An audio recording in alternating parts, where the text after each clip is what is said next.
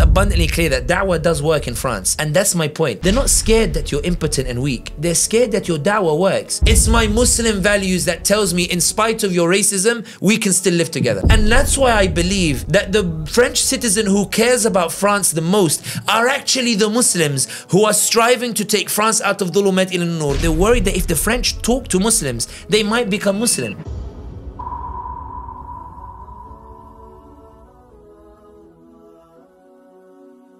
Assalamu alaikum, Sami. How are you? Alhamdulillah, you okay? Alhamdulillah, very good to host you here. We are in KL, visiting KL, both of us. We had an amazing week last week at the Prophetic Leadership Summit. And thank you for giving some of your time to have this podcast. Thank you for having me. Muslim Makers is a podcast where I interview usually French Muslim change makers in France and elsewhere. But I try to also have like some English speakers to bridge the gap between the French world and the English world, because I think it's necessary. I will start by introducing you. Sami, you are a geopolitical risk consultant with extensive experience in the MENA region. You have become one of the most vocal voices on Gaza. And what sets you apart, at least to me, is the historical and geopolitical depth that you bring to the conversation. So without further ado, could you explain to us and tell us your story and what brought you into geopolitics? In a few minutes, not too long. I think to put it quite simply, my father was head of the student movement in Tunisia on the Islamist side of things. He was imprisoned at 1920, and then he fled to Sudan, then Algeria, then London. So I grew up in that political environment. And then he had a newspaper where he would, defend the rights of ordinary citizens that were living under dictatorships in the Arab world. I wasn't particularly interested in it growing up, even though I had to from time to time go and work in the office with him. And I wanted to be a footballer. But eventually I was given a book, Road to Mecca by Muhammad Asad. When I was 18, my father told me, just read it. And I said, okay, fine, whatever. I read that book, and when I finished it, I remember saying, Allahumma give me a life like this guy. Like this. It's an extraordinary book. So when I finished it, I decided to do law at university. I felt that law wasn't the best way for me personally to make the impact that I wanted. It's good for other people, and I know a lot of lawyers doing phenomenal jobs. I got married young, so I needed a job, so I found this political risk consultancy. I didn't know what they do.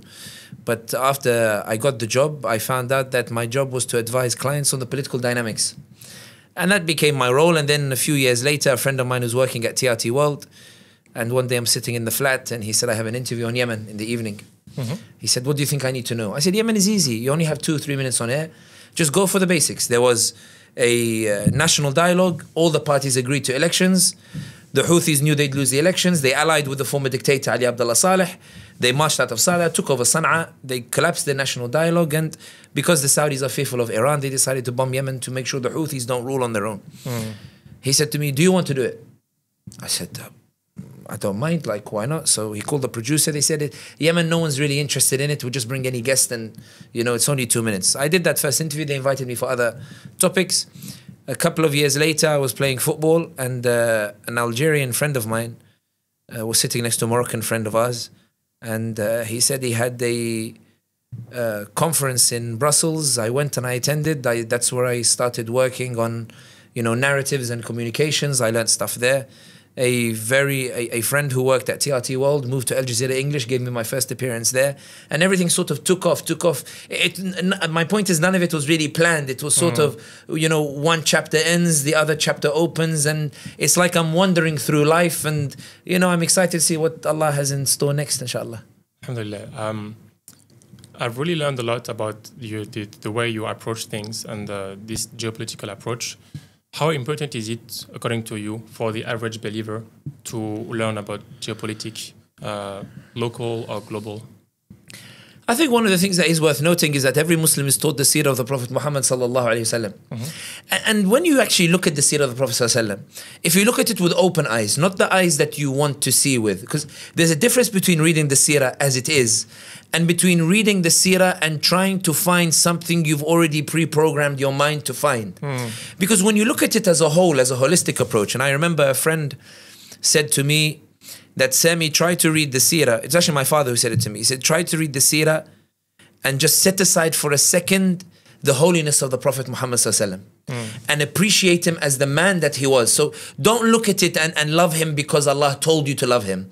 Set that love aside and read the seerah of the Prophet Muhammad as a historical document of a man who was born in Quraysh, or in the midst of Quraysh, and what he achieved at the end of it, and then look at it in that holistic view. And when you look at it, you realize that Islam in its entirety, in the way that the Prophet Muhammad and his Sahaba manifested it, is very political and geopolitical as much as it is spiritual.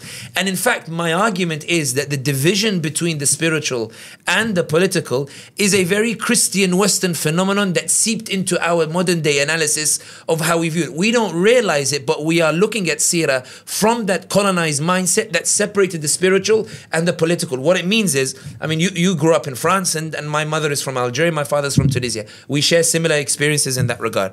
One of the things that the French wanted to do in Algeria was, they said, teach Islam, but teach it spiritually. Teach it in the home. Teach it, you know, in a manner that doesn't produce any social or political effect. Teach it to make yourself feel good. Teach it the way that Christianity is taught today, whereby Isa alayhi salam, or Jesus, came to bring Christianity on the basis, like the same message of Islam, on the basis of a transforming society, but they relegated to the self. Let's relegate the Islam to the self. We have no problem with Islam of the self. We have a problem with Islam in the way the Prophet Muhammad manifested it, which transformed the political and social fabric and structures of Quraysh in and of itself. And that's why I argue that when you talk about how important is it for the believer to understand geopolitics, my response is, if the seerah is not geopolitics, what is it? If the seerah is not politics, what is it? If a situation, when you're reading the seerah and you come to a point of the Battle of Khandaq, for example, where all of the tribes have gathered against the Prophet Muhammad sallallahu alaihi wasallam, and he needs to think politically, how do I drive these tribes back? Because it's an existential threat. They could erase Islam and erase what they're doing here. So the Prophet, we always like to think that Iman and Islam is, we're gonna fight no matter what. But when you look at the seerah, you realize politics is more nuanced. For example, the Prophet Muhammad sallallahu alayhi wasallam goes to Sa'd ibn Ubadah radiallahu anhu of the Ansar. Look at here. He's asking Ansar, not Muhajirin, about this piece of advice. He says to Sa'd ibn Ubadah radiallahu anhu, Ya Sa'd, what do you think if we offer some money to Ghatafan to get them to abandon the alliance with Quraysh in which they've come and blockaded us over here? Indicating the Prophet Muhammad sallallahu alayhi wasallam is trying to buy to live another day. Sa'd ibn Ubadah responds to him and tells him, Ya Rasulullah, before you came, we would never condescend to give Ghatafan any money. Like, we believed ourselves to be. So Ya Rasulullah, if it's an order from you as a prophet, we'll do it. But if you're just worried whether we'll stand with you, we'd rather fight than give a penny to Ghatafan. And the Prophet ﷺ decides to go with Sa'd ibn Ubadah's point, and they dig the trench until, of course, the story, Nu'ayman comes from the other side, says, I've secretly become Muslim, I can drive the wedge between them. The point here is, this is a very political discussion about tactics in French society. This is a very political discussion about Muslims living in Malaysia on how to deal with America's support with Gaza. Do we appease them, or do we, take a strong stance even if it costs us something and results in the Americans coming with Ghatafan and the Israelis against us, while Malaysia is forced to dig a trench or economic trench in order to resist that pressure that comes? And the question for the Malaysians is, are we willing to, stand like Sa'd ibn Ubadah, or do we take, a more, nuanced approach in the way that the Prime Minister Anwar Ibrahim on the one hand lambasts the Americans for Gaza and then goes buys Boeing jets in the next day? It's not, how do you find that nuance? I'm not saying this is the direct parallel. I'm saying that look at the complications of the discussions with regards to what's taking place, and you'll find that the seerah in and of itself is inherently politics. The way the seerah becomes spiritual is only if you approach it in a manner of, I don't want the Islam that changes society. I want the Islam that only changes me. Yeah. I don't want the Islam of the Prophet Muhammad sallallahu alayhi wasallam, whereby he receives only a portion of the Quran and then he goes to the middle of society and tells them the whole society needs to change. I don't want that part of the seerah. I only want the parts of the seerah that make me feel spiritually good, that bring me closer personally to Allah subhanahu wa ta'ala, and I call this the Dajjalic way, a way in which I don't have to inherit the responsibility for social change, where I don't have to inherit the responsibility of transforming my society, because I want an Islam that gets me through and allows me to have the most comfortable way of life and that's the spiritual, not the social transformative stuff that resulted in Sumayya radiallahu anha being killed for it, Mus'ab ibn Umayr being killed for it, that resulted in all of these sacrifices that Sahaba made, whereby they were denied much of the dunya. The Prophet Muhammad sallallahu alaihi wasallam, Umar al-Khattab famously said to him, Ya Rasulullah, you sleep on these straw mats and they leave the marks on you, whereas the Roman Emperor and the Persian Empress, they're in palaces. And the Prophet Muhammad sallallahu alaihi wasallam said, how do you feel, Ya Umar, that the dunya is for them but the akhirah is for us? How you approach the seerah dictates what you get out of the seerah. And that's why I throw your question back at you. You say, is it important for a believer to understand some sort of geopolitics? My question to you is, when you read the seerah, did you not see any geopolitics in it? The way it was told to me, no, not really. No, to be honest. And I think that that's a good transition to the next question. Recently, over the last few months and few years, I've been interacting with many people from the Middle East and Europe and political experts. And I've realized that the way I was looking at things, and many of us are looking at things, are through specific lenses, right? Such as the Gaza lens, for example, or the way in France, for example, the way politics treats the Muslims and things like that. For example, if you talk about Gaza, we have a very, very simplistic approach on how we look at people, good and bad. If they are doing something good about Gaza, they are good people. If they are apparently doing something bad to Gaza, then they are bad people. And this is, the advice I've been given is that it's very dangerous to see the world through only one lens. What do you have to say about that? I think that one of the things that is worth noting is that Allah subhanahu wa ta'ala in the Quran says, بعد المشتر الرجيم نحن نقص عليك أحسن القصص بما أوحينا إليك هذا القرآن وإن كنت من قبله لمن الغافلين. In Surah Yusuf, Allah says that indeed in this book we tell you the best of stories that before you had heard them you were ignorant of them. When you look at the stories that Allah subhanahu wa ta'ala tells the Prophet sallallahu alaihi wasallam or tells us in the Quran, it's Yusuf alayhi salam who is betrayed by his own brothers, thrown in a well, pulled out and then sold into slavery. Then he's falsely accused and goes to prison. Then when he's supposed to get out of prison, he's forgotten about, so he stays longer in prison. But he comes out Al-Aziz. We're taught the story of Nuh alayhi salam, who said, Rabbi inni da'awtu qawmi layla wa nahara falam yazidhum du'ai illa firara. Allahumma, I've called my people day and night, and the more I call on them, the more they run away from me, the more they ignore me, the more they treat me with arrogance, they put their fingers in their ears, they cover their faces. But Allah ultimately says that after 900 years of that frustrating da'wah, that frustrating activism, if you would use modern term parlance, Allah subhanahu wa ta'ala saves him but destroys the oppressors. The oppressors don't live long enough to enjoy their oppression. Eventually they are destroyed.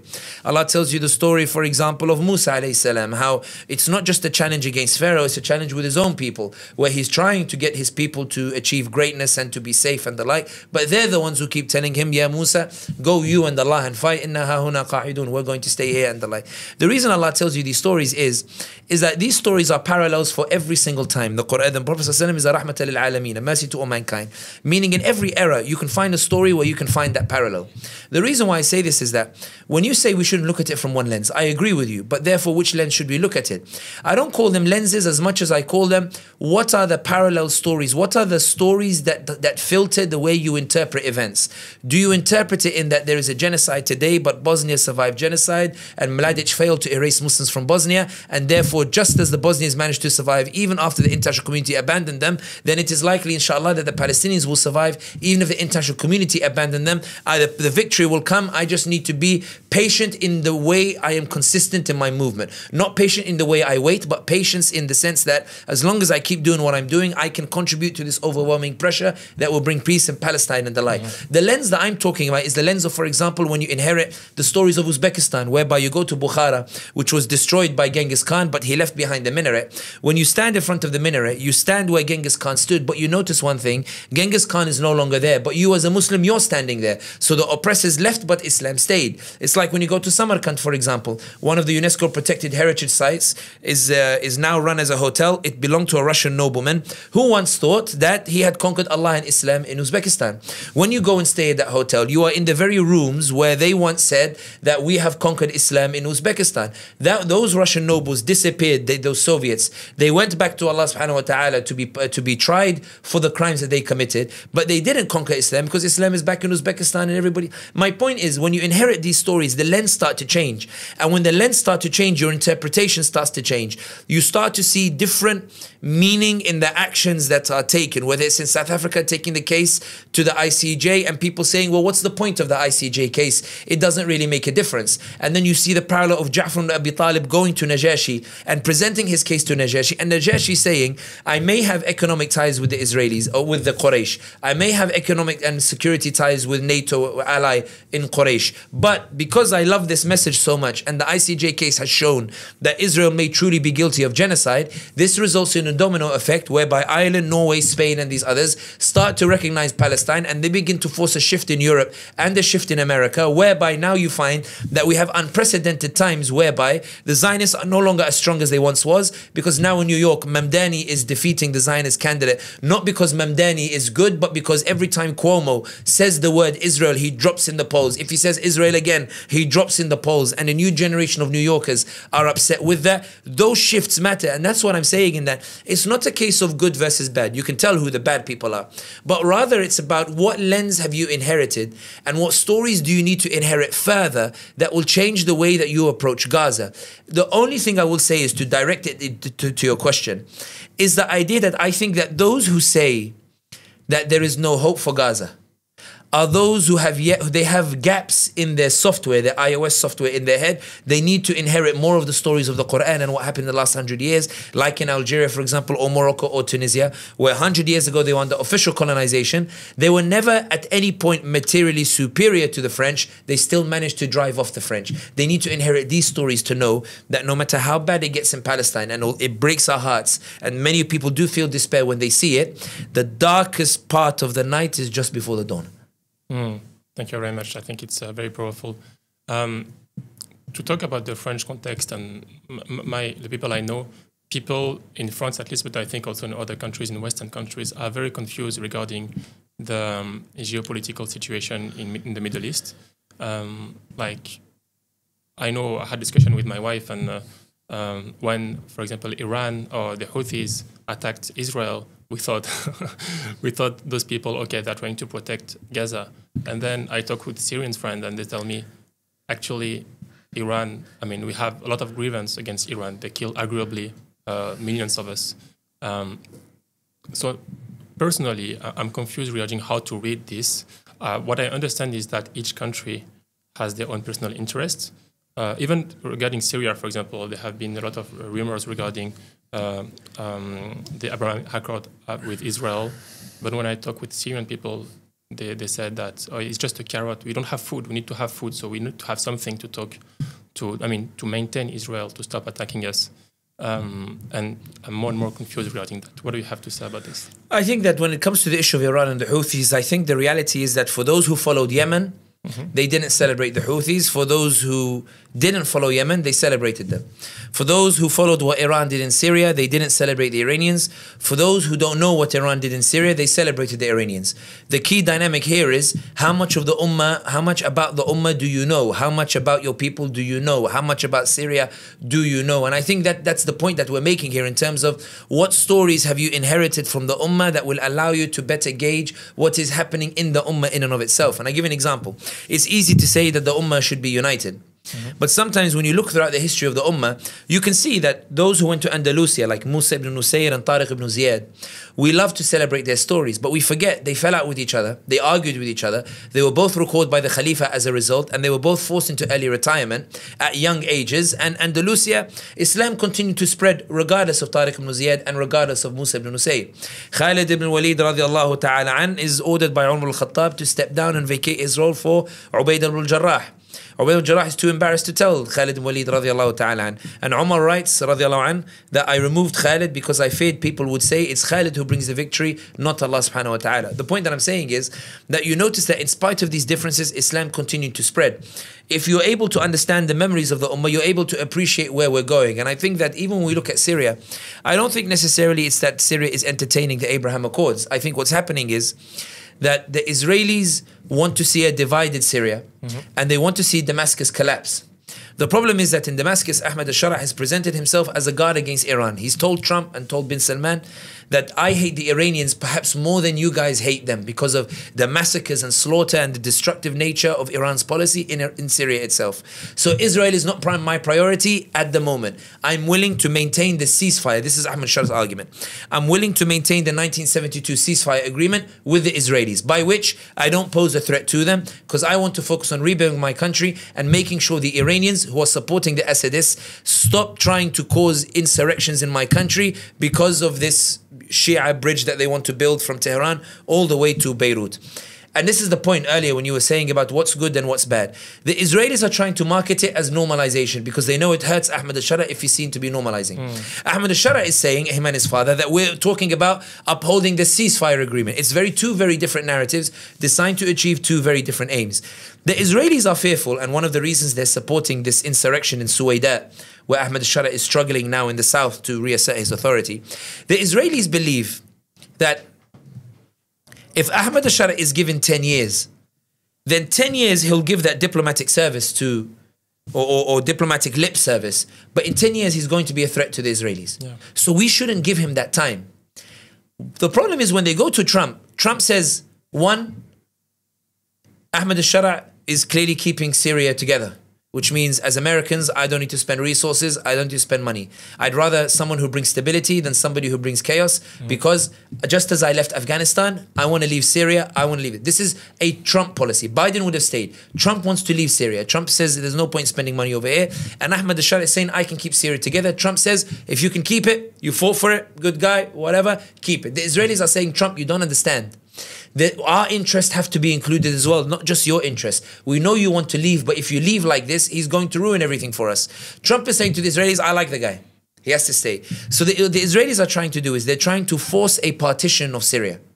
They're trying to force a partition in the south to establish a proxy whereby they can ensure that Ahmad al-Shara can never have control of the south. And they are hoping that after they achieve that, they can then encourage the Kurds in the northeast with the support of the Americans to carve out their own area as well. Then the Iranians, they will be allowed to force an insurrection in the west by the coast in Tartus, where there's a lot of Alawi population. And that way the Israelis say a divided Syria is better than a united one. And that's why I argue that what Ahmad al-Shara is doing is he's trying to tell to Trump, I'm not a threat to the Israelis now. I may not be a threat to the Israelis during my tenure, in the 10-15 years that I need to build. Damascus only has 1 hour of electricity a day. There are places in Syria that look like Gaza at the moment. So why should I spend or lead my people to suicide? And that's why I think the Israelis are bombing hard.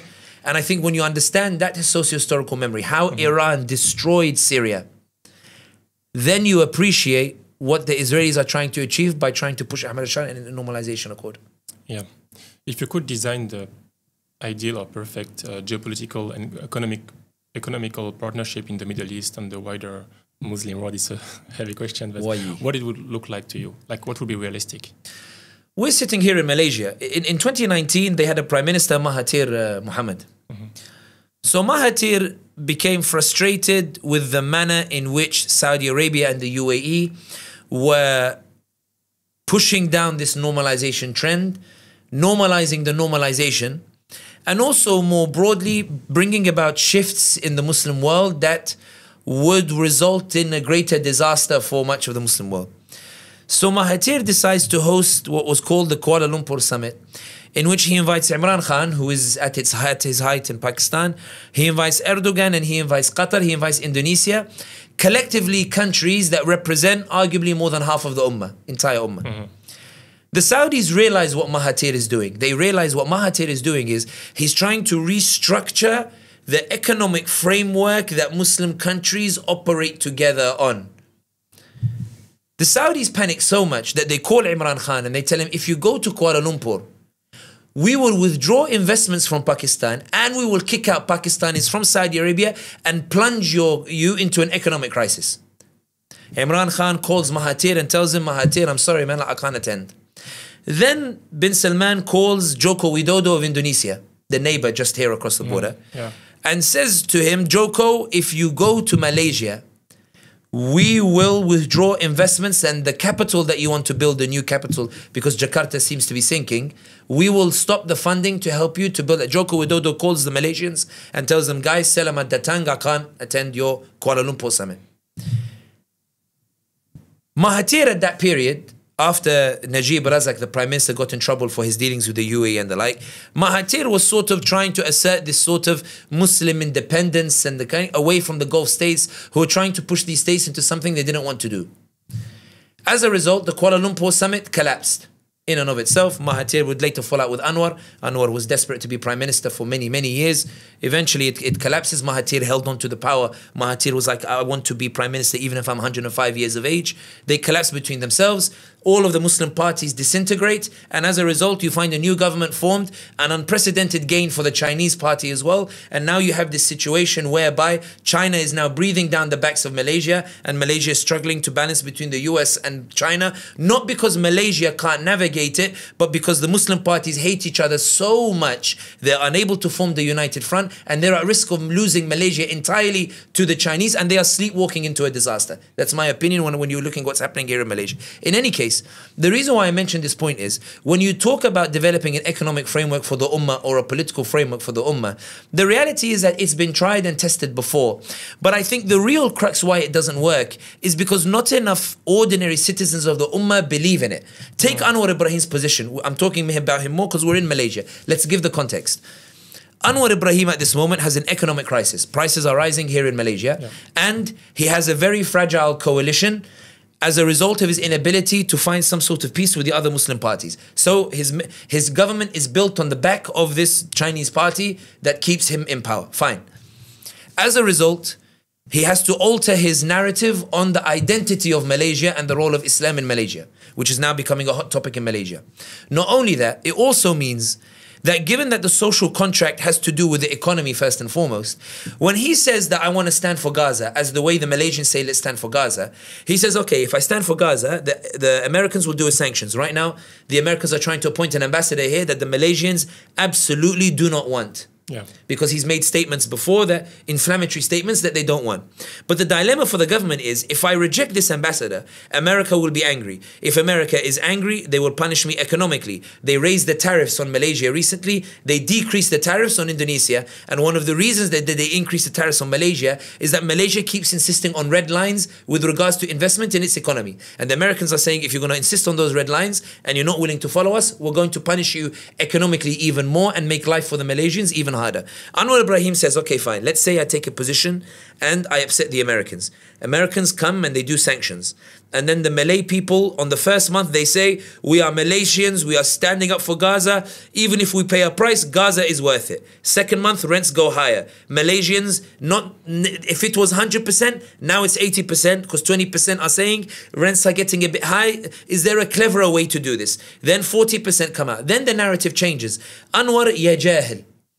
Could you not find a better way to stand for Gaza that doesn't mean my rent prices go higher? Could you not find a better way to stand for Gaza that doesn't make food prices go higher? Anwar believes if he pushes in that direction, what happens is his coalition begins to disintegrate, because the other parties start to say, I don't want to lose my position over Gaza. I was voted based on a Malaysian mandate. So Anwar decides, has a choice. Either I push for Gaza, collapse my government, get blamed by the Malaysians, and disappear into oblivion. And people then say Mahathir was a better ruler than I am, which is the greatest disaster that could happen to me. Or do I do a balanced approach whereby when the Malaysians push for Gaza, I give them a speech and I send a representative to Bogota.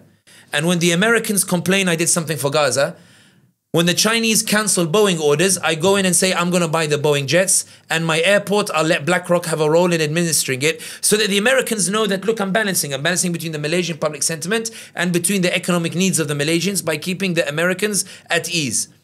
The point is these very real challenges. What is at the core of it? What stops Erdogan from taking a stance on Gaza that we all call for. It's that Erdogan believes that as soon as he does so, there will be sanctions. The life of the Turk will be harder. And when the Turk has to choose between living a harder life for the sake of the Ummah versus a comfortable life at the expense of the Ummah, Anwar and Erdogan believe that when the Malaysian now really feels the pain, or the Turk really feels the pain, the Malaysian and Turk will say, let me live comfortably at the expense of the Ummah. At least when I'm comfortable, I can make dua for the Ummah.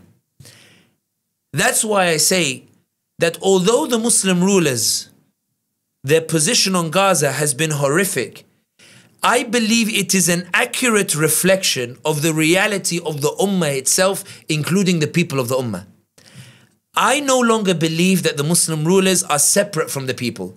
I believe they're an accurate reflection of the extent to which the Ummah is willing to sacrifice and struggle for the sake of a greater Ummah unity politically and economically. Bin Salman is an accurate reflection of a people who, while they love Gaza, the extent to which they're willing to go for Gaza is reflected in the extent Bin Salman is willing to go for Gaza. And that's why Ali Izzat Begovic, the president, he said it. He said when, in his book, it's a wonderful saying. He goes, the hadith of the Prophet ﷺ, I think it's a hadith of the scholars, that your rulers will be a direct reflection of the people, is not in that what the ruler does is what the people would like to see. It's that the ruler says what he thinks the people will like, but not what they honestly need from the people in order to achieve what they would like to achieve. And therefore a vicious cycle emerges whereby you may not like the ruler, but the reason the ruler doesn't do what you want them to do is, when the price of doing that has to be paid, the people will be the first to say, I don't want to pay that price. And that's where the mantra comes. The rulers are from the people. The rulers accurately reflect the people. Okay, that makes sense. But right now, due to the recent events, we can see that big countries close to Israel, such as Turkey, Pakistan, don't now have a much higher interest to take action due to the geopolitical situation, because, I mean, rumors say that they are on the target for Israel now, future targets. So would that change things, you think? I don't think it will change things. I think that the reaction to it is to try to win over America even further. Is to try to appease the Americans even further in a manner in which the Americans can rescue them from anything Israel wants to do later on. It's about further abandoning ummatic causes in order to appease the Americans. In good times, you pursue ummatic causes. In bad times, you abandon them to keep the Americans at peace. Now, there is an argument to be made that in Turkey's case, that Erdogan is trying to secure the peace so he can build a military warfare and capability that will allow him that when the day eventually comes, when the Israelis come after him, he actually has the power in order to resist them. And that's perhaps an argument that could be argued, it could be made, it could be accepted. But the point is, in answer to your question, the crux of the issue is that even as Pakistan realizes that Israel has its eyes on Pakistan, the priority of the military is not Israel or even the Americans. The priority of the military remains, how do I make sure that Pakistanis don't choose their leaders? How do I make sure that I get the maximum economic benefit for the minority over the majority? How do I keep the Pakistanis in line? Because if they choose their leaders freely, they'll choose Imran Khan, who's in prison, not me, and therefore I need to keep Imran Khan in prison. The point being is 60-70% of the resources in Pakistan are used against the Pakistanis, not for the Pakistanis. In Turkey, Erdogan is already worried about his legacy, which is why he's going after Imamoglu, going after 10 different mayors. The point being is that the resources are being used to preserve the legacy as opposed to being used for the betterment of those, the Ummah and beyond. Umar bin Abdul Aziz was famously asked, I need an army to keep security and everything in check. Umar bin Abdul Aziz responded and said, Hassanha bil adl, fortify it with justice. It's not an army you need, it's justice that you need. And there is a fear that if you were to implement justice, people would not choose the rulers who are currently in position in this power and time. The reason why I answer your question on this point is that everybody can see the danger. When the Israelis show the flag of Greater Israel, it includes land that's currently in Saudi Arabia. But Saudi still leaves its airspace open for Israeli planes to go and bomb the Houthis and to go and fly to Dubai and back. Saudi can see that Israel dreams of taking land from Saudi Arabia, but it still invests more than $3 billion in Jared Kushner's investment fund, and Jared Kushner, who's now used that money to invest in Israel, and telling Sky News the Saudis allowed me to invest it in Israel. Qatar still feels that it needs to bring the Al Udeid base in Qatar to point towards the Saudis, because they would rather bring in the Americans and the Israelis against their brothers in Saudi Arabia rather than find some sort of accord with Saudi Arabia. The reality is that everybody can see what Israel wants to achieve, but still rely on Israel in order to go and attack their brothers and sisters instead in various different countries in and of itself. Everybody can see that the Israelis want to see the collapse of the Ummah as a whole. But when Trump comes to visit Saudi Arabia, UAE and Qatar, everybody can see the genocide taking place in Gaza. Instead of the countries asking for a ceasefire in Gaza, bin Salman says, Mr. Donald Trump, I'm going to give you $1 trillion, but you need to give me a security, NATO-style security agreement against the Iranians. You need to give me nuclear technology, because I need a bomb as well if Iran is going to have nuclear weapons. And I need support for Vision 2030, because I brought Jennifer Lopez and I brought Iggy Azalea. I've established bikini beaches in Saudi Arabia, but people still are not investing in the manner that they should invest, and I need you to help me with it. And here's $1 trillion, make it happen. Then Trump goes to UAE. UAE give him $1.4 trillion and tell him, Mr. President, I want to split Yemen into two. I want it to be north and south, and I want you to recognize it. And as payment for it, I have kept normalization of ties with the Israelis, even though they're committing a genocide. I want to split Libya into two, east and west, Haftar and Tripoli. And I want to split Sudan between east and west. Hemeti failed to take Khartoum. I wanted to establish a government in Niyala. And here's $1.4 trillion, make it happen. The Qataris then say, these guys might convince Trump to do a blockade on me. So, Mr. Trump, I will give you $1.4 trillion and a Boeing 747 Palace in the skies, as long as you don't let Saudi and the UAE blockade me instead. Everybody can see the threat that's coming. But the reaction is not, how can we unite against the threat? The reaction is, if it's not immediate, then let me find a way in which I can still buy some time, still keep the peace and move on. I think that's the tragedy of the Ummah, because this is how the Mongols picked off the Ummah.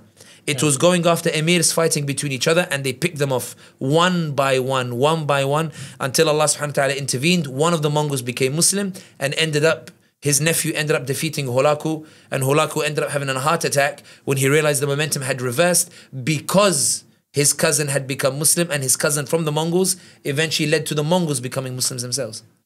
Very interesting. It seems that more recently the relationship between Turkey and Saudi and the UAE have drawn closer, which was not the case before. What do you think is that? I think Erdogan needs money badly. And I think that Erdogan reached a point in which he said, at this rate, I'm going to lose an election, I'm going to lose my legacy. And the reality is that I need money badly, because the currency dropped because Erdogan decided to play with the interest rates. Erdogan had raised it for 25 years and then decided that I need to reverse it back. And as a result, the Turkish position, in my opinion, is a very simple one. Sen ben yok Türkiye var. Me and you know Turkey is everything. I need to focus on Turkey, Turkish interests first. In good times, Erdogan could focus on Ummah issues. Now I need to focus on Turkey. Are UAE offering me $50 billion? I'm going to offer $50 billion. I'm going to tell my allies, my Arab allies in Istanbul, they need to get out of Istanbul, because UAE is telling me that they'll give me $50 billion as long as I don't allow you to operate in Istanbul. So please, guys, go to Canada, go to UK, go wherever you go. Just get out of Istanbul, because I need those $50 billion. Then I also need money from the Saudi Crown Prince, Mohammed bin Salman. The Saudi Crown Prince, Mohammed bin Salman, is angry with me over Khashoggi. So I'm going to go to the courts. I'm going to tell the courts, throw out the Khashoggi case, please, because bin Salman is offering me billions if I take the case out, and Khashoggi's widow, who is a Turkish citizen, is not consulted in the process. But because I need the money, I need to abandon all these causes, or I need to put them on pause. I need to put them on hold while I need that money. And the UAE are saying that as long as Erdogan becomes more nationalist, we don't mind that. We want a secular nationalist Turkey, not a Muslim Islamic Turkey. Because a Muslim Islamic Turkey has influence in the Muslim world. A nationalist Turkey, no Muslim wants it. No Muslim is interested in it. No Muslims only love Turkey insofar as it is Muslim. They don't love Turkey insofar as it is Turk. And I always give the example that the Ottoman Empire collapsed when Turks dominated all the position. When it was diverse, you had Kurds in government, Arabs in government, Turkish Sultan, you had Bosnian wazirs, Croat wazirs, you had all this. When it was diverse, reflective of the diversity of the Ummah, the Ottomans were great. When the Young Turks overthrew Sultan Abdul Hamid II and all the positions were occupied by Turks, the Ottoman Empire collapsed rapidly, and then Ataturk later on came and made concessions to the British in exchange for his freedom. He used the Ummah to secure Turkey's liberation and then told the rest of the Ummah to leave while he essentially went and secularized Turkey itself. The point that I'm making here is the crux of the problem is that Erdogan believes he doesn't have the money to continue his policies, and the way to get that money is to appease the UAE and Saudi Arabia, and that's what's bringing them close. Erdogan is making concessions, and the UAE and Saudi are saying everybody can see that Erdogan is becoming more nationalist in the concessions that he's making. It's turning people away from Erdogan, so let's reconcile with him because it will make him more nationalist and make Turkey lose all of its soft power that it has developed over the past 20 years. Great, thank you for the explanation. Now let's come back to the Western world, and especially France, but also the rest of the Western world. What do you think is the role of the Muslims in the Western world in France? What can they do? You mentioned the US as the primary focus. That should be a primary focus if you want to have an impact in the Middle East. But in general, what do you think is the role of the Muslim in the Muslim world, in the Western world? Sorry. To be honest, let's take France. We talk a lot about the US in the other podcasts. Mais maintenant, let's speak about France. À mon avis, je crois que en ce qui concerne la France, it's important to put everything into perspective. I think, premièrement, it's important to note why there is so much backlash to the Muslim community in France itself. Often when you meet French Muslims, they say that it's because we are weak and they are taking advantage of us being weak and they're coming after a minority. But I remember going to Paris once and I met a journalist in Le Monde. And we were sitting together and he said, you know, Sami, ici en France, on a un grand problème maintenant. I said, c'est quoi le problème? And, you know, il m'a dit que maintenant, the new generation of the French, they don't know what it means to be French. I said, what do you mean? He said, at the moment, when a young Frenchman is growing up, including white Frenchmen, when they're growing up, when they see the national heroes, they see Karim Benzema, they see Zinedine Zidane, they see N'Golo Kanté, they see Kylian Mbappe, they see, I don't know, Paul Pogba, although recent times maybe he's not as much as a hero as he used to be. He said to me, Sami, like, these guys aren't French. Like, that's what he was saying to me. He goes, like, the image of what it means to be French is transforming rapidly. It's why you had that famous book that in 30 years there'll be a Muslim president in France. My point is that the pressure is not coming because the Muslim population in France is weak. It's because it's rapidly getting stronger. You think about it, the rate of French becoming Muslims, and I'm talking even the white French, is rapid. There was a famous meme that went around on Facebook. It showed a French woman in a grocery store wearing a niqab. And the cashier is a North African immigrant. So the cashier says to the niqabi, you know, like, if you want to wear that niqab, go wear it back home. Like, why are you wearing it here and making life difficult for us here in France? And the lady lifts her niqab, and it's a French woman. And she goes, actually, you're the one who's a disgrace. Because I saw the beauty of Islam and I embraced it as a French woman. Allah gave you Islam and you've chosen to abandon it to live like the life that I left in order to embrace as Islam. When Marine Le Pen and these others are talking and the like, what they're really worried about is not that the Muslims are weak. It's that when the French is put between Marine Le Pen's argument, or Le Pen's argument, versus the Muslim argument, French people are actually gravitating towards the Muslim argument. When you look at Macron's recent election, Mélenchon ends up in a surprise package coming first, being supported heavily on the Gaza vote. French people in and of themselves, when they're presented in a free environment between the argument presented by Muslims that it belongs in France, that the Muslim solutions to justice and the like, in a free environment, the French actually leans more towards the Muslim argument, which is what's provoking that. My point is, if you accept that's the starting position, that it's because you're strong, not because you're weak, suddenly everything looks much more different. Why? Because Macron now realizes that, hang on a second, I pushed more right-wing policies and it's not working. Now I need to push harder on the right-wing policies because I need a 10% margin to win in order to go. He's no longer looking at majority. He's looking at those minority fringe parties, which are 10, 15, 30% or 20%. It's not the majority of France, which is why it was very funny when I remember that interview. I think it was the Interior Minister with Marine Le Pen, and he says to her, you know, vous êtes plus doux, you know, like you're too soft, you know, like in terms of soft, you're too soft. Why? What did he mean? He mean Marine Le Pen was was altering her rhetoric to try to make herself more mainstream. What was her rhetoric changing? She was trying to make herself appear more open to new ideas. I'm not like my father, I'm less racist. Note the shift here. Marine Le Pen realized her racism wasn't working. So she was trying to alter her rhetoric. Why? Because she knew the French were not reacting in their majority to that racist rhetoric. The point here is this. Many French Muslims start from the position that we're weak and France is racist. This is what's happening. When I see France, I see that 10 million population and growing rapidly and more prominent French people becoming Muslim. Imagine the sight of a racist French person when he sees the final of the World Cup in the last 20 minutes, where Giroud is pulled out and Griezmann is pulled out, and he's replaced by Kolo Muani, and he's replaced by, Chouameni, or I think Chouameni was playing in the beginning. And you have an all-star French team that Didier Deschamps believes this is the team that can win the World Cup. And in that team is no, quote, quintessential Frenchman in the image of the far right. The French identity has now changed. The French identity has now transformed. Suddenly France is forced to reckon with what does it mean to make a new identity. When N'Golo Kanté, after they win the World Cup, N'Golo Kanté, il est petit, il est joli, il a stoppé Leo Messi.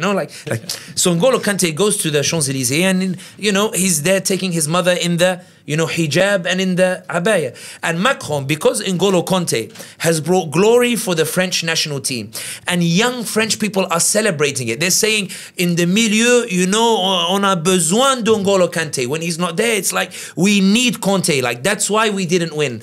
And the French youth is now copying N'Golo Kanté. They want to be like him. When they do documentaries, they find he's a nice guy. I like N'Golo Kanté and the like. The right-wingers are not terrified because they believe that Islam is weak. They're terrified that when French people hear the haqq and hear the truth and hear that Islam is not what they saw on TV, it's not like the Chanson de Roland that was written, the famous poem. It's not like what, François Hollande, and these guys you say before, that it actually fits in France. It provides good for France. It produces heroes for France. That's what the far right are more worried about. And that's why I argue, and this is the point I finish on, the idea that I think whatever the French Muslims are doing in France is working. And I think the backlash that's coming quite hard is because what you're doing is working. And many French Muslims, when they come and I sit with them, they say, we need to change our tactics. I'm like, no, you need to keep talking to the French people. You see Rima Hassan, when she talks about, De Villepin, when he was prime minister. I don't remember him being a particularly excellent prime minister, but what he's saying on Gaza is incredible. Yeah. Some people forget that even in Bosnia, one of the reasons that NATO intervened is because Jacques Chirac, because the French have that, France, we are, the greatest, and we are. Jacques Chirac one day just had enough. And he called Clinton and said, I'm going in, whether you like it or not. And Clinton panicked and said, whoa, you're supposed to be with the rest of NATO. He goes, no, I'm France, I can do what I like. The French have that attitude. The French don't like being lied to. The French don't like being told what to do. So when you present to them the daʿwa, I argue, and you will know better than I do, but this is what I see when I visit France, when I go and look at France. France is changing not because people are forcing the change. It's changing because when the French listen to the right wing, when they listen to Zemmour and Marine Le Pen, and then they listen to what the Muslims are saying, they say, I like what the Muslims are saying is better. And that's why the far right is in a rampage. It's because you're strong, not because you're weak. Yeah, from my experience in France, obviously I grew up there, so I know a lot about France. French people are in the business of preserving the deen, so preserving their mosques, their schools, and also preserving the interest of Muslims in the holy places. French Muslims, you mean? French Muslims, yes, French Muslims. And in between, there isn't much that's being done, which I believe is one of the problems. There is no strategy, there is no vision, there is no idea of bringing a value added to France in general, except working in companies and being part of the system. But I don't know. Do you think that there's something specific missing that could make a global, a change, a very great change for Muslims in France and how we should approach things? Me and you were at the strategy summit, and we both heard a French Algerian say that in my country we have an identity crisis. Identity crisis meaning, what does it mean to be French in France today? And if I say I am French, am I insulting the legacy of my forefathers who fought French colonization? If I say I'm French and Macron refuses to apologize, He says that colonization was a misunderstanding. It was a civilizing mission that was a misunderstanding. I know, for example, my grandfather, Allah yarahmu, who fought in the mountains in Algeria against the French, used to hate French products in the house. I know that there's still a lot of grievances and the like, and many of the French refuse to apologize. At the same time, you will remember there was that famous interview, I think he's a historian or somebody, where he said that we in France need to acknowledge we did brutal things in the world.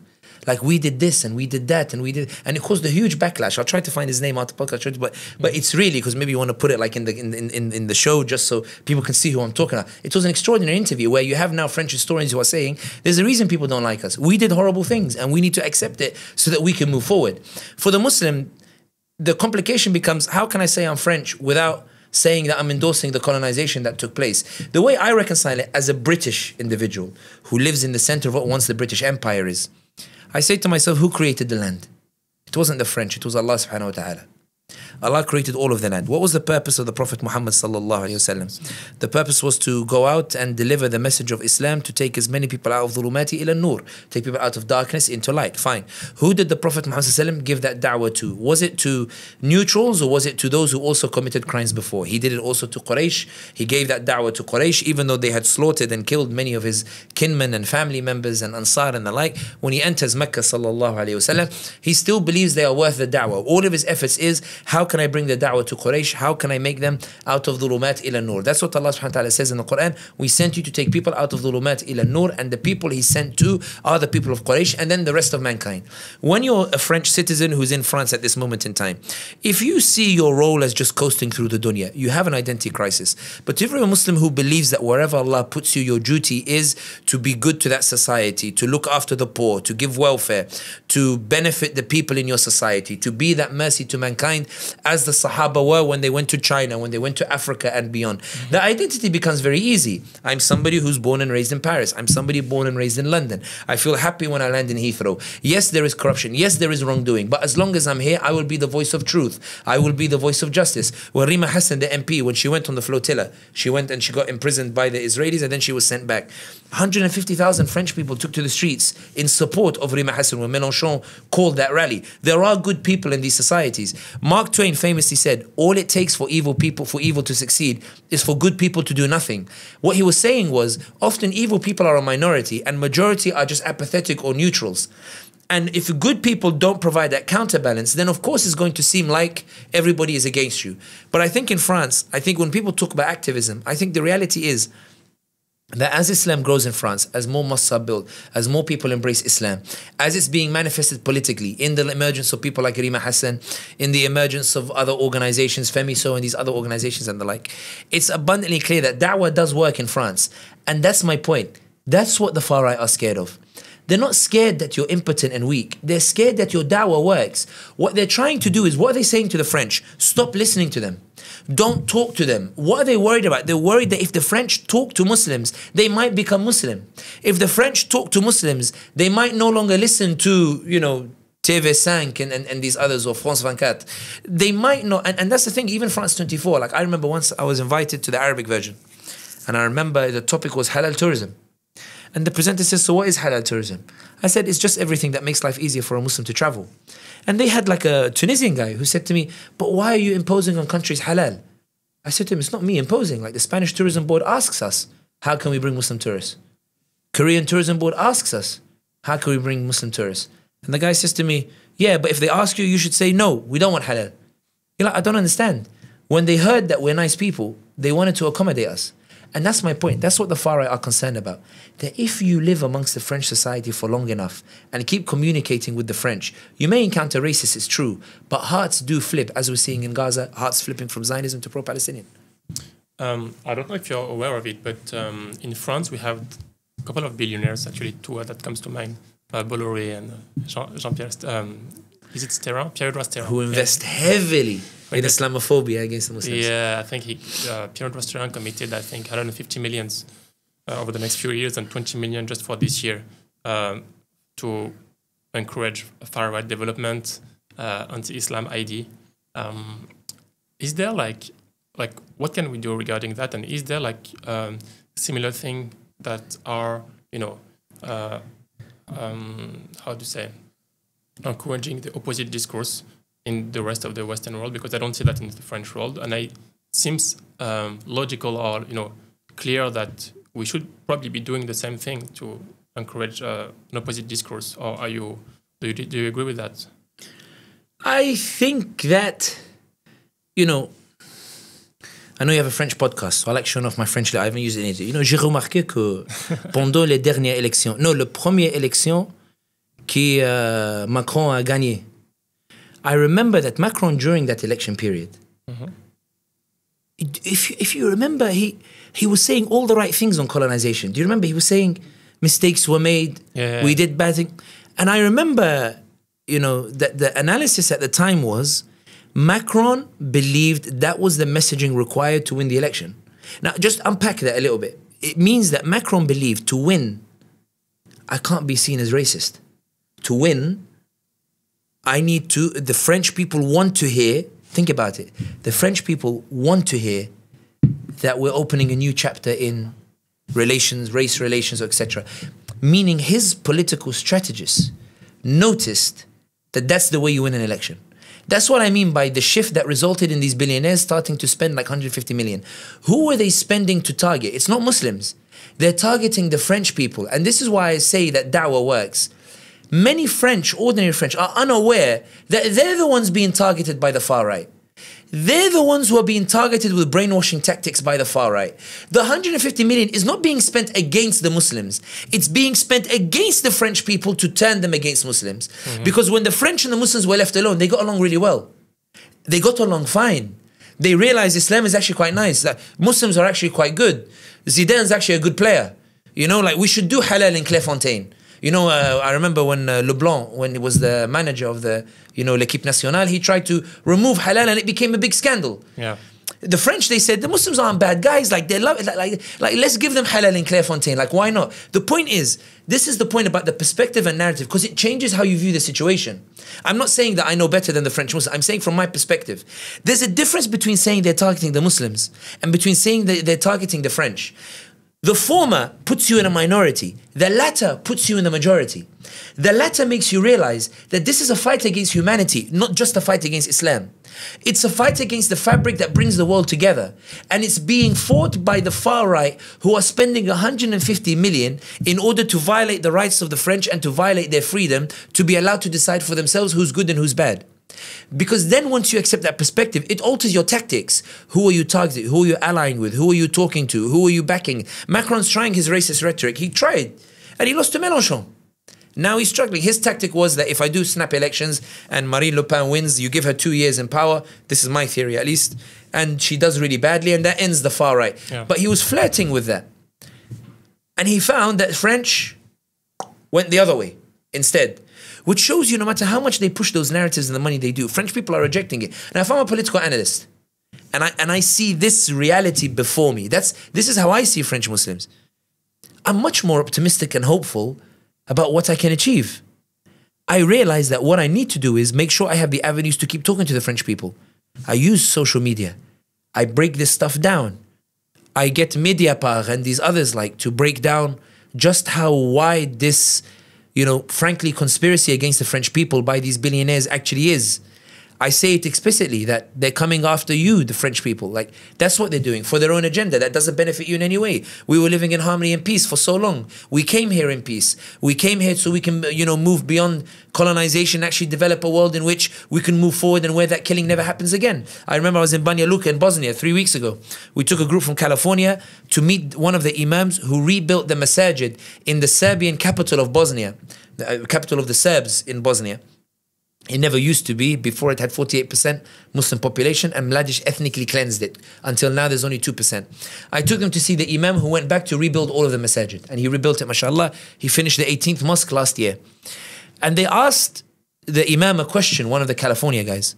Even though many Serbs, they still say, we should have killed you to the Muslims. Although some Serbs did fight with the Muslims against the fascists. They asked the imam, how do you deal with the hate about what they did to you? A similar question that could be posed to any Algerian in France and the like. How do you deal with the hate? And he said, I don't know if it's hate. There is a pain, yes. I don't like those who still celebrate the colonization. But he said something I remember. He said, it's not a matter of forgiveness. Time will eventually teach us how to live together. But he said, the question I ask myself is not whether I forgive. The question I ask myself is, if Allah gave me the power to do to them what they did to us, I would never do it. And that's what I mean, the attitude of the French. It's okay, you won't apologize for colonization, although some of you do. But wallahi, if Allah gave me the power to do to you what you did to us, I'd never do it. Because you're not my teacher. My teacher is the Prophet Muhammad sallallahu alaihi wasallam. My teacher tells me to look after your welfare.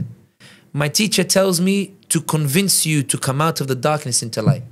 My teacher teaches me that the greatest achievement I could make is to get you into Jannah with me, not to let you burn in hellfire.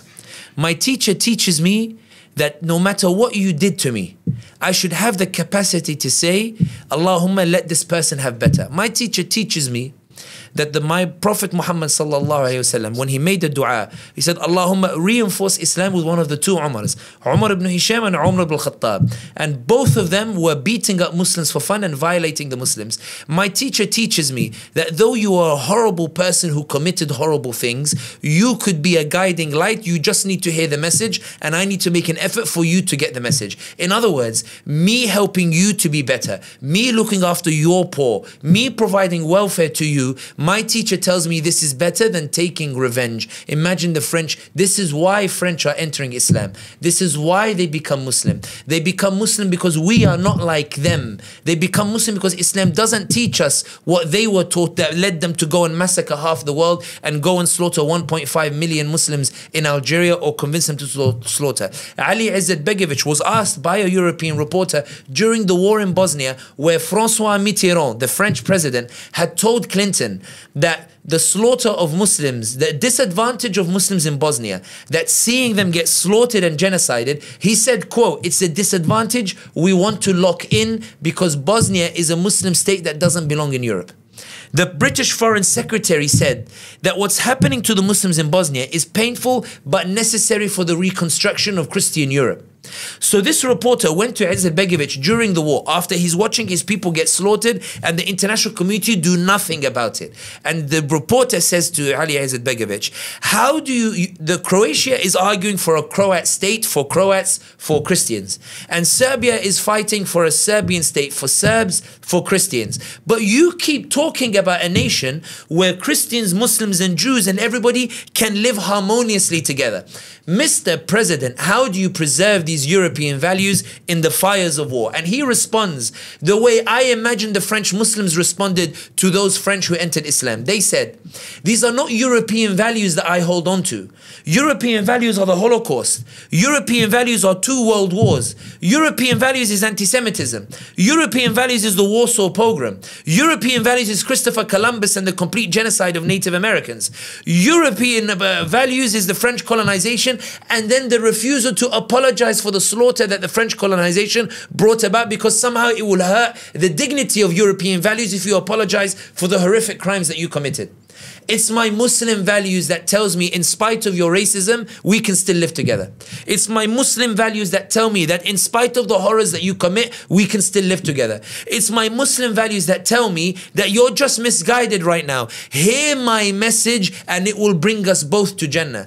And that's why I believe that the French citizen who cares about France the most are actually the Muslims who are striving to take France out of dhulumat ila nur. And many French are listening, which is why, and this is why I go back to this point, when you asking about French Muslims with a face that looks so depressed or the like, what I say is, see the situation for what it is, that the far right are trying to create a barrier between Muslims and the French, because what they're terrified of is that when the French actually hear you, they will actually like you, they'll actually listen to you, they'll actually be with you, they'll actually support you, they'll come out for you, because Allah subhanahu wa ta'ala said about da'wah, idfa billati ahsan.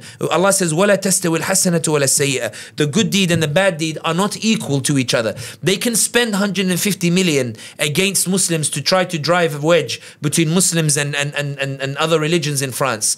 But the good da'wah done for less than $150 million will beat that $150 million. Allah says, idfa' billati ahsan, push back with that which is best. فَإِذَا الَّذِي بَيْنَكَ وَبَيْنَهُ عَدَاوَةٌ كَأَنَّهُ وَلِيٌّ حَمِيمٌ. For the one who is your enemy today, tomorrow can become your warmest ally. But this is the point about the French Muslims. وَمَا يُلَقَّاهَا إِلَّا الَّذِينَ صَبَرُوا. No one achieves it except those who are patient. Patient in what? Patience in constantly trying to keep talking to French society, to show them the realities of the world. Many of them simply don't know. I'm not making excuses for racism. That's not what I'm doing. I'm saying that what I saw in America was many people just didn't know what Israel was doing in Palestine. And notice that when they found out through TikTok, when they found out through Instagram, what happened? They all turned against Zionism. Yeah. That's what the far right are terrified of. If we leave these Muslims in freedom to talk to the French will realize that Muslims are actually not that bad. And some of them may even embrace Islam. And that will ruin our dream of re-establishing colonization and our racist, fascist supremacy that we dream of restoring, that we have a nostalgia for. And that's why Muslims in France, they're actually winning. The battle is hard, but they're actually winning. And I hope that they appreciate that. Yeah, I feel also that there is an opportunity for Muslims in France. But I also feel sometimes that we are missing the institutions that take accountable. You mentioned the example of Macron, who talked about colonization and telling good things about colonization before the election, but then, so basically people are still like playing with us, right? So how do you think that we can make them accountable, and what are the institutions that we could create that you think are fundamental for that? I think that the reality is that that's a very broad question. I think that there are many lawyers doing excellent jobs. I think many in the media are talking more and more. I think it's about getting people to be able to speak in media more. Rima Hassan has been phenomenal on the whole Palestine-Gaza narrative as well. There was that famous clip that went viral. It was translated even into English, where she said, the Nakba 1948, Hamas a créé, in 90. This Beirut, bombing of Beirut happened in 1982. Hezbollah, like after. It was showing those facts and, finding avenues where you could talk more about this, whether it's establishing podcasts, whether it's raising funds for lawyers to defend those cases, whether it's in, for example, restructuring the funding dynamics of masajid. For example, right now, masajid in the West are heavily reliant on donations. What if you were able to remove it from donations and make it into awqaf, whereby businesses, have some of their profits and they own the masjid, which makes it financially independent, which means mosques are not terrified of losing their tax-exempt status. They are legitimate, buildings or societies that are able to talk as they wish. How can we change our financing structures to enable us to have greater freedom, to be able to resist the far right and be able to talk to the French and allow them to have access to those masajid and the like? There are many institutions that can be created. I actually think that more than that, I think what's needed is a belief that it can be done. Instead of having the fear that the far right wants to instill in us, to believe that it can be done. And I think that those who are on the ground, I think there are many ideas that already exist. It's about how do you create an environment for them to come out. That's why they do these prophetic strategy summits here in Kuala Lumpur, where you bring people from all over the world and you say, what are you doing? And you're like, what? Wow, I didn't think of that. Yeah. How do you create an environment for these ideas to come out? Now, your interpretation was, I'll do a podcast and bring all these different people, share these ideas. Maybe somebody watching it will have an idea and be like, I get it. That's your way of serving. Somebody else's way of serving is, to show how the European Parliament works so that people can, develop their advocacy talents and the like, and it can work in that regard. It's about, where do you fit best? And I think when you ask that question, I think you'll find there are a lot of people already doing great things. It's just about how do you bring them together. Thank you. Now, last question regarding not the French context, but also how the French people can collaborate with other countries and other Muslims, basically. So, for example, for Gaza, may Allah protect the Gazawi, people talk to each other and try to find solutions across the globe. But I think it's missing with the French people. I don't know if you talk with French people, apart from me, but I think the communication and the support and the kind of idea exchange or, even media coverage, but with the Muslim narrative is missing. do you think it's something important that we need to develop as well? I think that what social media demonstrated is that when people find out about something, they take greater interest. And when they take greater interest, they take greater action. And when they take greater action, they have greater impact. If I'm looking into what's happening in France with Muslims, I'm not sure what outlets I'm supposed to look for. And a lot of it is not translated into English. And a lot of it is not necessarily accessible. Imagine, for example, you had a French podcast, but with English subtitles. It doesn't need to be in English. A French podcast every week about the latest that happened in France. I would watch it. So would, Khairi Jamaluddin, our friend here in Malaysia. So would Ashraf in America. So would Stephen in whatever. They would watch it. The question is not about how can we collaborate. It's more, how can you tell your story to a wider audience? What vehicles can you use? How can you make it more prominent? And now, what you realize is we actually lack a lot of these different channels because the solution seems so simple and basic. And because it's simple and basic, we think it's the wrong solution. Often the solutions are as simple as every week getting a newsletter or something that says, this is what happened in France. So I can talk about it, have it translated into French. And then somebody is talking in French and translating English, and suddenly all these things are connected. Somebody goes and sees an American, says, I have the solution, I know what needs to be done in France, gets on a plane, goes to Paris, and delivers the solution that's needed. How do you and that's why the whole podcast, when you asked me the question, I focused much more on communication. It's the far right strategy is to shut off the communication. So to repel it, you need to ensure you keep creating new modes of communication. And I think if you facilitate that information, it's not that I know the answer. It's that I will be aware of the depth of the problem and its details that maybe one of us will be able to identify a way in which we can get involved. It's about give me the information, lay of the land, and then I'll be able to identify it. And that's why I think podcasts like yours is good, which is why I was happy to participate in it, and others as well. And you might want to think about it yourself in terms of how best you can bring what's happening in France to these wider audiences that you see over here, where people are saying, we want to help, we want to support. It's not that they don't want to, they don't know how because you don't show how. Or you even don't show what it looks like through the window so that we can identify how. So I think maybe that's a good starting point. Yeah, that sounds like a good idea.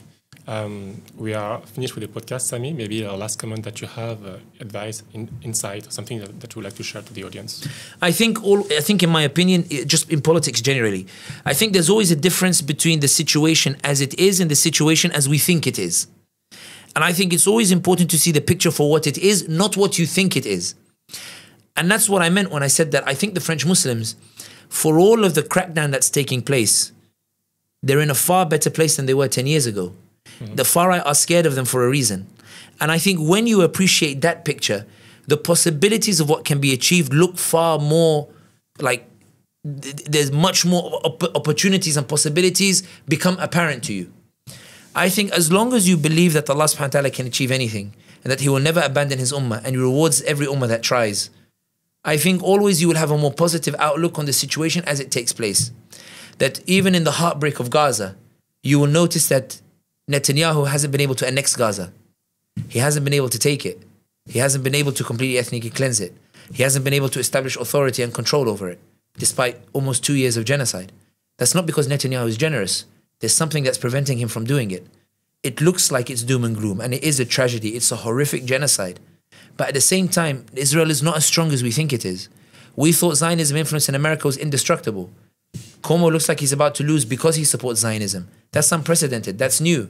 Harris lost because she wouldn't call for a ceasefire. The poll showed if she did call for a ceasefire, it would have flipped 5%. Now you have, different elections taking place where Gaza suddenly matters.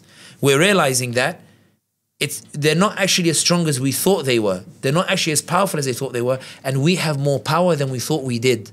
And I think as long as we follow this belief, there's nothing that cannot be achieved. Thank you very much, Sami. It was a pleasure to host you in Muslim University. Allah bless you. And until next time. Merci beaucoup.